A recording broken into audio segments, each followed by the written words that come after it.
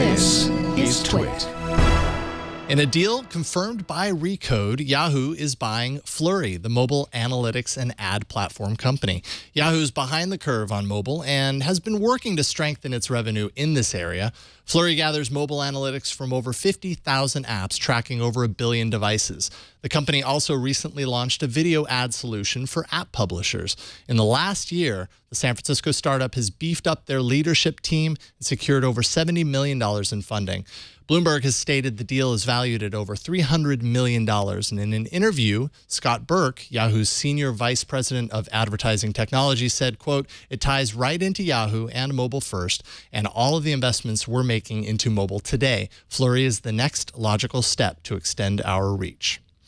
Facebook is saving you from leaving their service in order to read that article or view that video that was linked from your news feed. The new feature called Save hits iOS, Android, and its web client today, and it allows users to store links from throughout the Facebook experience for viewing at a later time. Users can stash those links away, though the pages themselves aren't cached, like is the case with similar standalone services like Pocket and Instapaper.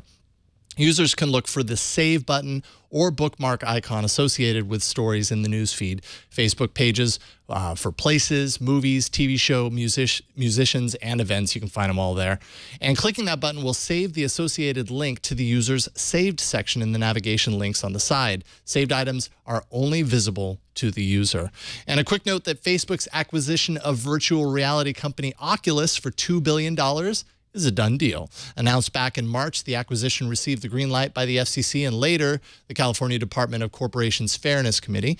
Virtual reality fans can either rejoice or get all grumpy now that Facebook owns one of technology's leading VR efforts.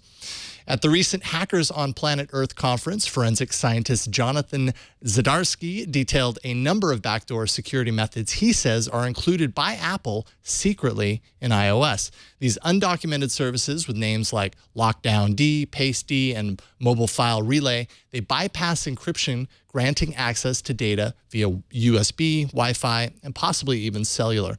Zdarsky asks why Apple is opening up the iPhone to covert data access through intentional backdoors such as these, but Zdarsky doesn't feel like this is necessarily a security emergency. Quote, "My paranoia level is tweaked, but not going crazy. My hope is that Apple will correct the problem. I want these services off my phone," end quote. Zdarsky also advises those concerned should use a complex iOS passcode and set mobile device management restrictions, as well as utilize pair locking, though doing that might block third-party forensic software, but it won't do anything to protect the data on the device if analyzed by Apple itself. Verizon announced today it is upgrading all existing Fios customers to symmetrical speeds. That means if you have a 15 megabit per second downstream and 5 megabit per second upstream, both will now be 15 megabit per second.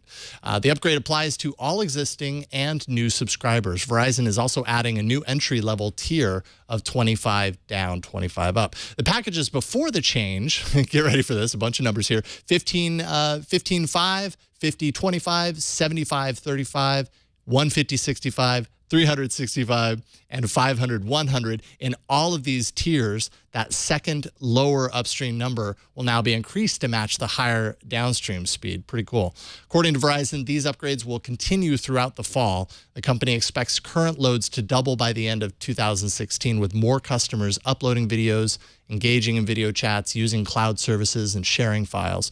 Google Fiber and several other small ISPs do offer symmetrical service up to 1 gigabit per second.